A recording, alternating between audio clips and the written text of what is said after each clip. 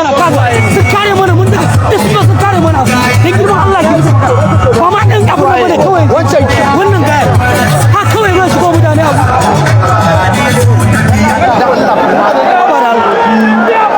kai kuma da Allah ya masa magana ba mu guri da gida dan girman Allah ka ba mu guri a gurin da ka zo ka same mu sun zo sun shirbe mana kamar kabar Allah ce duka shugabanni da iyaye maza da mata guda 550 waɗanda an gama komai wadda safe-safe kai yi wa kayan nan magana sai falla ya rike shi kai na shiga mutane yi masa magana da yi mana magana ɗan dawo baya kaɗan kaga da Allah ka dawo baya kaɗan da duka jama'a assalamu alaikum na farko na so gode wa Allah da Allah ya ba mu gwamnati mai daraja gwamnati ta talakawa ta al'ummar jihar Kano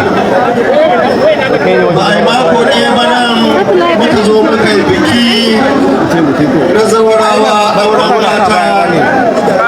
na mutum 3,600 yau ga mu a cikin wannan aji na ɗalibai 1,000 mu lokacin mu kirga muka yi ta 500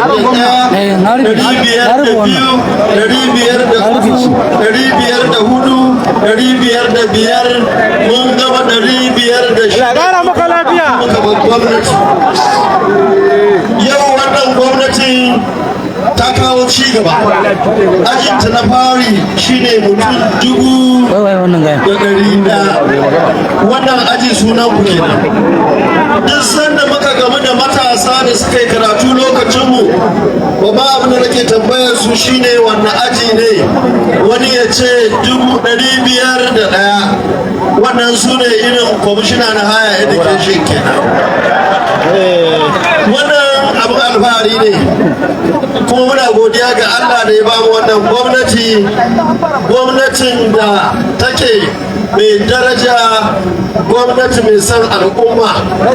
gwamnatin da take sakin kuɗaɗe suke tafiya gurin talakawa da al'umma a jihar Kano na taya ku murna a wannan hali da Najeriya take ciki da aka samu gwamnati da za ta makaranta a dala ba tare da dala an san ta kai sama da naira 1,000 yanzu a Najeriya wannan abu alfahari ne kuma muna kira a gare ku kamar waɗanda suke na gaban ku je ku tsaya ku yi abin da ya dace an ɗauko ku bisa ga cancanta ba tare da damuwa da cewar wannan ɗan wane ne ko ɗan wance ba wannan shine tsarin kwamfasiya kuma wannan tsari shine yasa yaran da muka tura a ƙasashen waje kawai sama da 3,000 ba wanda ya dawo da sata ba wanda ya dawo da shan kwaya babu wanda ya dawo da abubuwa waɗanda suke na banza waɗansu har yanzu suna ƙasashen duniya suna taimakawa iyalinsu suna taimakawa jihar Kano da ƙasarmu gabaki ɗaya wasu sun dawo su ne kwamishinoni wasu sun dawo su ne advisors wasu sun dawo su ne professors wasu sun dawo sun sa kaki suna aiki a ƙasar nan wannan dama shine burin kwankwasiya a mai da ɗan talaka ya zama wani abu ya zama mai daraja kuma ya taimaki al'umma a wannan ƙasa ta mu muna taya ku murna ko muna sanar da cewar har ma tsarin nan da aka yi na maganin barin gyaɗa a hanya gobe Allah ya kai mu kowa zai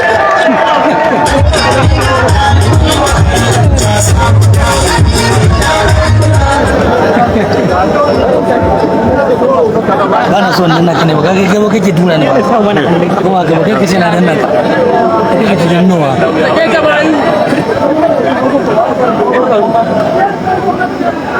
shugaban kasar gobe Allah yi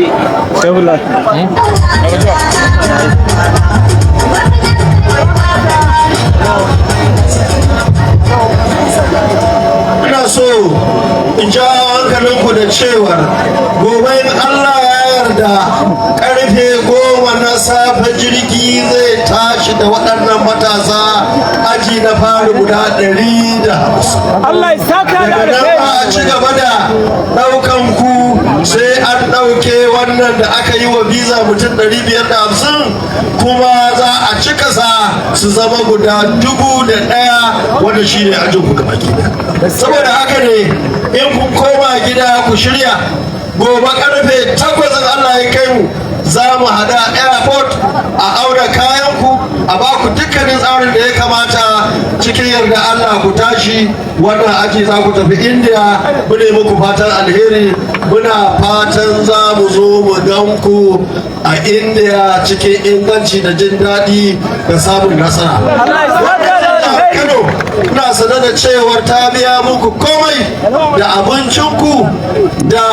school fees da gudun kwananku da dukkanin abin da ake yi, amma na ji gwamna da zina naɗa min cewar zai ba da ɗan wani abu watakila don ku sai sabulu ku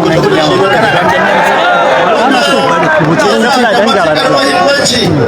amma babban abin da za ku yi mana shine ku yi mana abin da yayyanku suka yi. Suna dawo cikin daraja da mutunci, muna alfahari da su, sun zama wakilanmu, sun zama ambassadors, sun zama mutane na kwarai, sun shiga duniya, sun nuna cewar su kanawan daba ne, kullum suna gaba-gaba. Wannan gaskiya ne. Cikin wa'anda suka yi akwai yanzu mutum 3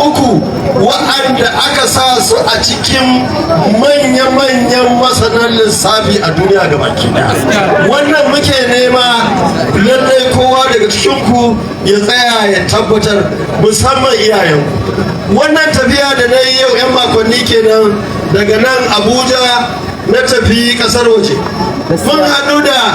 iyaye na wani daga cikinku wanda likita ne. Wannan likitan muka tura shi Texas A&M yanzu yana can yana aiki, amma duk da haka cewar iyayensa suna nan cikin jin daɗi da nutsuwa. Mahaifiyarsa ta zo ta gaishe ni, ta yi mini fatan alheri, ta ce ajin jirgin nan ma da ta shigo take ga kujera ta ga tata, ɗan nan na Amerika shi da yake kawo tsari aka kula da gida. Wannan muke so. Allah ya karya ku kula da iyayen. Allah ya kara mu. Kula da ƴan uwa ku kula da ƴan local government ɗinku da ƴan jiha da ma ƴan Najeriya gabaki. Ku zama aikin da muka sa kunnan muka dora ku ya zama alheri a gunku. Wannan shugaban kasa goban Allah ya. Wannan ilimi mun tura ku ba dan kawai ku je ku yi koyi lissafi ko turanci ko wani sashi ko likita ko wani abu ba. Mun tura ku ne don ku goge da duniya. Da yawa daga cikin ku sun samu scholarship, sun sake tafiya sun yi PhD, sun zama professor, sun zama duk abin da ake so a duniya. Wannan shine burin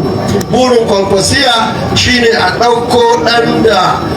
talaka wanda yake ba don wannan tsari ba shi da shiga jirgin sama watakila har abada.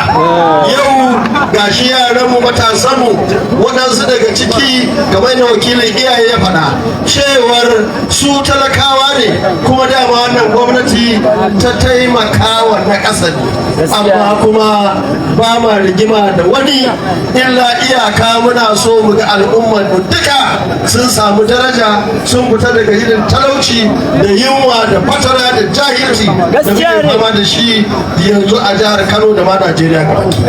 Saboda haka yau zan kwana da farin ciki cewar da raina da lafiyata na ga gwamnatin da muka yi, na ga gwamnatin da ta biyo baya. Babu lokacin da aka tara wani dan talaka aka ce an sallame shi ya tafi kasashen duniya ya je da mu ilimi. Wannan